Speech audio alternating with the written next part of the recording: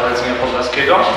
Nasz zakład jest instalacją komunalną, która zajmuje się przetwarzaniem odpadów zmieszanych, zarówno selektywnie zebranych z gmin znajdujących się w północno-zachodniej części województwa lubelskiego. W związku z czym przetwarzamy odpady zmieszane oraz pochodzące z selektywnej zbiórki, takie jak np. papier, tworzywa sztuczne, odpady biodegradowalne, popioły i inne.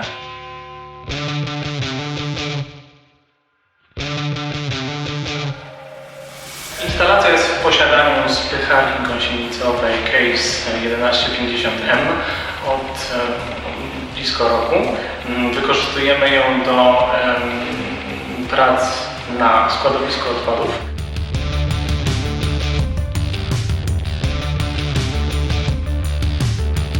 Spycharka gąsienicowa Case spełnia wymagania naszego zakładu. Użytkujemy ją już od około roku. Do tej pory nie mieliśmy żadnych awarii ani usterek, w związku z czym jesteśmy bardzo zadowoleni, a nasi operatorzy bardzo chwalą to urządzenie z uwagi na ergonomię, komfort jazdy i wygodę. Dzień dobry, nazywam się Kostrzewa Janusz. Pracuję w zakładzie zagospodarowania odpadów komunalnych w Adamkach. Pracuję na spycharce Case.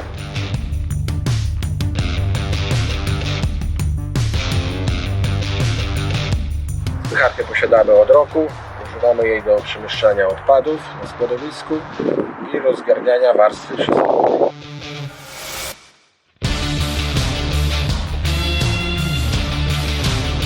Maszyna sprawdza się dobrze, posiada klimatyzację, radio, jest zwinna, silna, ma dobrze umieszczony lemierz.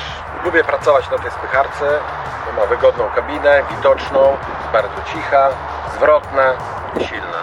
Maszyna ta jest łatwa w obsłudze, ma układ centralnego smarowania, posiada otwierane pokrywy, co ułatwia dostęp do punktów obsługi codziennej.